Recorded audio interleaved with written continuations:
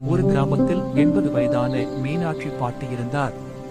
ஒரு மாலை நேரத்தில் தன் வீட்டுத் திண்ணையில் அமர்ந்து தையல் வேலை செய்து கொண்டிருந்த பேத்தியிடம் அவர் தனது வாழ்க்கை பாடத்தை பகிர்ந்து கொண்டார்.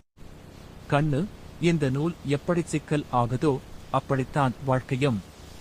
ஆனா அந்த சிக்கலை எப்படி பிரிக்கிறோம்ங்கிறதுலதான் நம்மை பெத்தவங்க வளர்த்த வளர்ப்பு இருக்கு என்று ஆரம்பித்தார். நான் சின்ன பொண்ணா இருந்தப்ப ஒருமுறை எங்க வீட்ல இருந்து பெரிய கிணத்துல தண்ணி இறைக்க போனேன். அப்போ கயிறு அறுந்து வாளி உள்ள விழுந்துடுச்சு. நான் பயந்து போய் அழுதுகிட்டு நின்னேன். அப்போ என் பாட்டி வந்து சொன்னாங்க, வாளி போனதுக்காக அழாத, அடுத்த கயிறை தயார் பண்ணுன்னு. வாழ்க்கையில நமக்கு பிடிச்சது கை நழுவி போகும். ஆனா அந்த இழப்பையே நினைச்சுக்கிட்டு இருந்தா அடுத்த வாளியை நம்மால உள்ள இறக்க முடியாது. நான் என் வாழ்க்கையில வறுமையை பார்த்திருக்கேன், கஷ்டப்பட்டு உழைச்சிருக்கேன்.